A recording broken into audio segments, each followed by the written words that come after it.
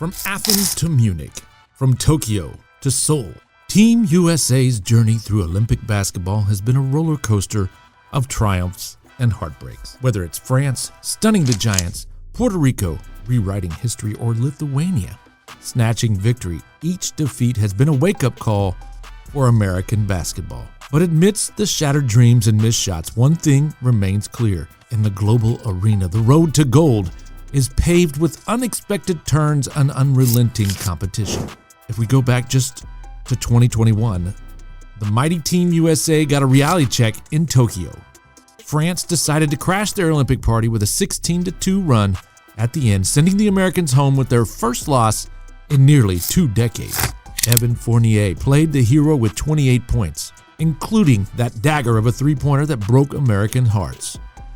It seems like the rest of the world isn't shaking in their sneakers anymore when they see the stars and stripes on the basketball court. Sure, the U.S. has some serious talent individually, but as a team, they've been a little bit shaky lately, losing 5 of their last 8 games with NBA players. That's like LeBron missing a slam dunk, unexpected and kind of embarrassing. So the lesson here, folks, in international basketball these days, it's not just about having the big names. It's about playing like a well-oiled machine. Maybe that loss will light a fire under Team USA, or maybe it's a sign that competition is catching up faster than we thought. Either way, it's going to be an interesting ride in Paris. So let's take a look back at that loss to France. Team USA missed their last 9 shots, turning the final moments into a frenzy of failed attempts. 5 of those misses came in a frantic 21-second span right after Evan Fournier drilled the go-ahead three-pointer. And if you thought that was chaotic, wait till you hear about Rudy Gobert's wild layup attempt. He missed it, but Gershon Yabusele wasn't about to let that ball go to waste. He dove, swiped, and somehow got it to Fournier, who didn't hesitate to twist the knife. Team USA, it's time to wake up and smell the croissants. All right, let's go back to August 15th, 2004, and Puerto Rico decides to flip this basketball world upside down. How? By absolutely schooling the United States with a 92-73 victory at the start of the men's Olympic basketball tournament in Greece. Yes, you heard that right. Puerto Rico handed Team USA, packed with NBA stars, a shocking defeat. This wasn't just any defeat. This was the first time in Olympic history that an American team with NBA players lost. And if that wasn't enough, it was only the 3rd loss ever for the USA men's basketball team in the Olympics. Talk about a plot twist. Leading the charge for Puerto Rico was Carlos Arroyo, who was practically on fire, dropping 24 points and dishing out 7 assists. And let's not forget Eddie Casiano, who chipped in with 18 points and is now the national team coach. They played like they had a date with destiny, or at least they had a serious grudge against Team USA. Puerto Rico fans will forever cherish that unforgettable game. The USA, despite boasting superstars like Tim Duncan, Allen Iverson, and Stephon Marbury, alongside with a young trio destined for greatness, LeBron James, Dwayne Wade, and Carmelo Anthony, struggled throughout the tournament. The Americans had an all-star technical staff led by head coach Larry Brown with assistants Greg Popovich, Oliver Purnell, and Roy Williams. But they couldn't seem to catch a break. Nearly every game was a nail-biter. The shock from the Puerto Rico game set the tone. The USA will lose 2 more times. While the USA had their fair share of big names and future legends, it was Puerto Rico's moment in the sun that stole the show, proving that sometimes heart and teamwork can trump even the most star-studded lineups. Staying in the year 2004, you know that feeling when you get a second chance to prove yourself? Well, Šarūnas Jasikevičius, the Lithuanian guard, certainly knows it all too well. Flashback to the Sydney Olympics, his off-target three-pointer dashed his team's hopes of a monumental upset. Fast forward to Athens, and he was ready for a little redemption. And boy, did he deliver. In a thrilling 94-90 victory against the United States, Jasikevičius hit not 1, not 2, but 3 clutch three-pointers as the clock wound down in the 4th quarter. Talk about making up for lost time. One of those shots was even a rare 4-point play, putting his team ahead for good. By the end of the game, he had racked up 28 points. The American team, featuring stars like Tim Duncan and Allen Iverson, faced their 2nd loss of the Athens Games. Just to put things in perspective, that's as many losses as the U.S. racked up in their first 68 years of Olympic competition. Ouch. It wasn't all gloom and doom. The Americans still got into the quarterfinals with a win over Angola, so there was still hope for Duncan and Iverson in the game. Despite their strong all-around performance and leading for most of the game, the Americans missed a whopping 11 of 33 foul shots, letting Lithuania stay within striking distance. Moral of the story? Practice those free throws, folks. Lithuania went 10 for 10 from the line in the fourth quarter before Jasikevičius was fouled on a three-pointer with 2:47 left, and Cooley sank the free throw. After Iverson missed a shot, Jasikevičius nailed another long-range bomb, making it 88-84.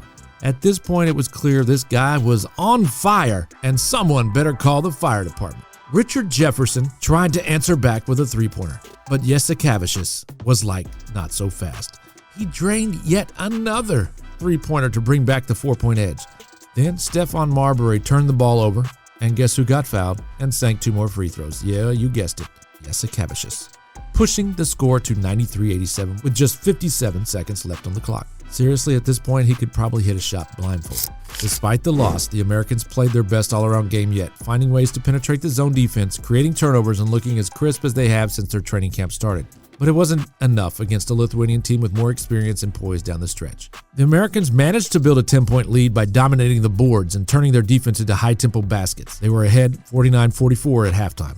Lithuania trailed just 69-67 after 3 quarters and tied it on the first possession in the fourth.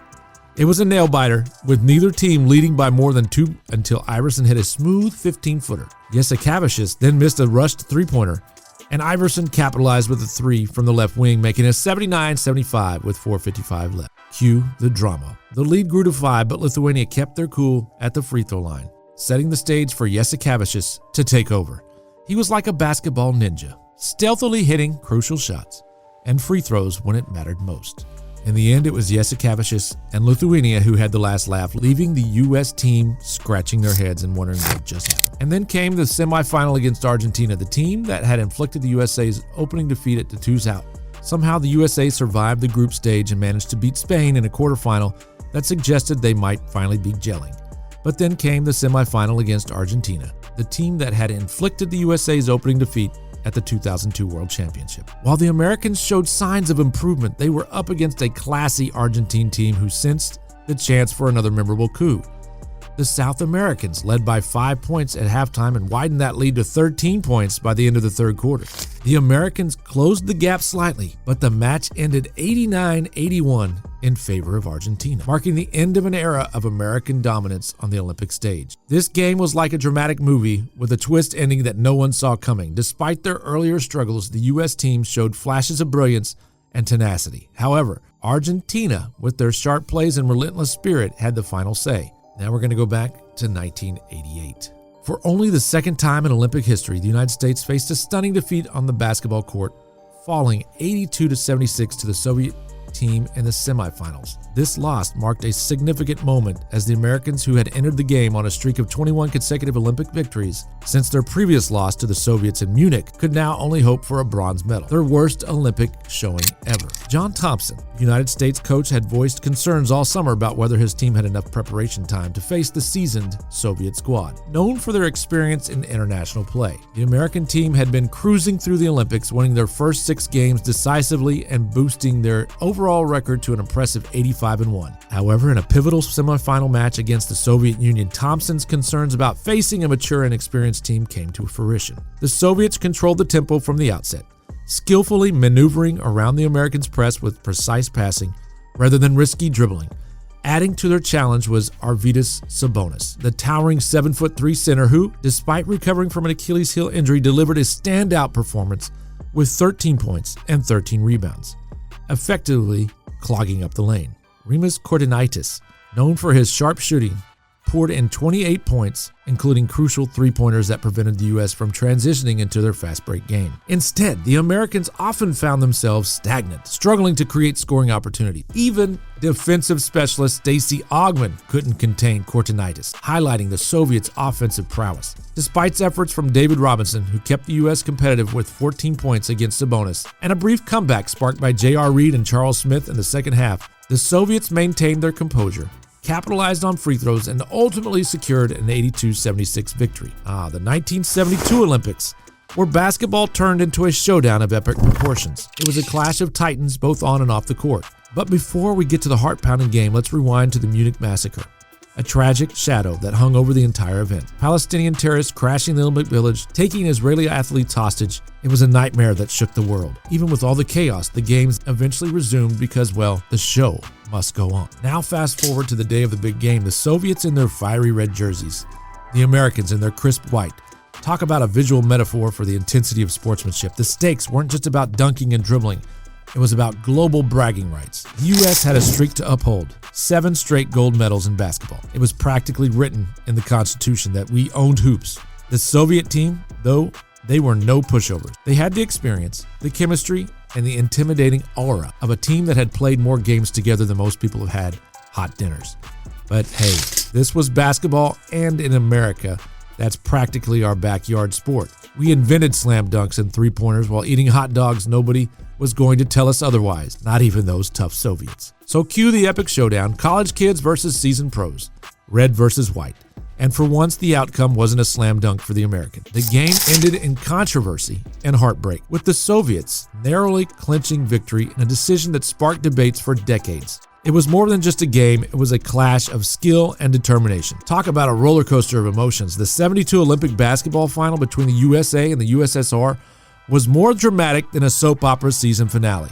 The Soviets started strong, like they had a shot of vodka for breakfast, pulling ahead by halftime. Then came the scuffle of the century, Dwight Jones and Dvorny Adeshko getting the boot after a tussle over a loose ball. As if it wasn't enough, poor Jim Brewer took a knock that would make Rocky Balboa wince, leaving him seeing stars and the U.S. team scrambling. But wait, there's more. Jim Forbes sank a jumper that put the Soviets on notice with just 40 seconds left, closing the gap to a nail-biting 49-48. Then cue the hero moment. Doug Collins steps up to the free throw line, shakes off the concussion-inducing hit like a champ, and sinks 2 clutch shots to put the USA ahead 50-49. Victory dance imminent, right? Wrong. Amidst the chaos, someone hit the panic button literally. The Soviets tried calling a timeout between Collins' free throws, but apparently that's like trying to call a timeout during a Beyonce concert. Ain't gonna happen. Dr. William Jones steps in, rewinds the clock to 3 seconds, and hits play again. Talk about a plot twist. Fast forward to the final seconds. More drama than a Shakespeare play as Soviet pass fumbles, the buzzer blares, and the Americans start their victory lap. But hold up. 3 more seconds magically reappear on the clock. Cue collective confusion and probably a few conspiracy theories. And in the end, the Soviets snagged the win in a controversial restart, leaving the Americans scratching their heads and the FIBA rulebooks in shambles. Sports drama at its finest. Gotta love those Olympic moments where every second counts, even the ones that keep coming back for the encore. So the 1972 Olympic saga read like a script straight out of a thriller, complete with twists, controversy, and a plot thicker than Grandma's gravy. The Americans, heartbroken and baffled after the USSR's last-second layup clinched the gold, found themselves in a showdown not just with the Soviets, but with politics too. So picture this, Ivan Adeshko casually strolls up for the inbound pass. No American defender breathing down his neck like an over-eager chihuahua. He flings a Hail Mary to Alexander Belov, who skips to the hoop for an easy layup. Cue the Soviet victory dance, and the Americans left scratching their heads, wondering if they had accidentally stumbled into a KGB training camp. Then came the appeals. The U.S. team, rightfully feeling robbed like someone stole their lunch money, cried foul. But surprise, surprise, when the committee vote came, it was like a Cold War reunion. 3 out of 5 votes went to the Soviet Union, with Cuba, Poland, and USSR reps sealing the deal. Talk about a rigged game. Decades later, mention that game and watch the room divide faster than Moses parting the sea. The bitterness still lingers like week-old coffee stains. The American players were peeved. They refused to touch their silver medals, even putting it in their wills that their families steer clear. Now that's commitment to holding that grudge. And let's not forget the irony. The Olympics, supposed to be a beacon of peace and sportsmanship, overshadowed by politics and controversy. The '72 Olympics, where sports collided head-on with the harsh realities of geopolitics. A reminder that even on the grandest stage, fairness can sometimes take a backseat to power plays and shady calls. Those silver medals, probably locked away in a Swiss vault, a silent testament to a game where the final buzzer was drowned out by political interference. Each defeat has sparked introspection and fueled determination. As the next Olympics approach, Will Team USA reclaim their dominance, or will new challengers continue to rise? The stage is set for another chapter in basketball's global saga. Paris awaits. Don't forget to hit that like and subscribe button, and thanks for watching.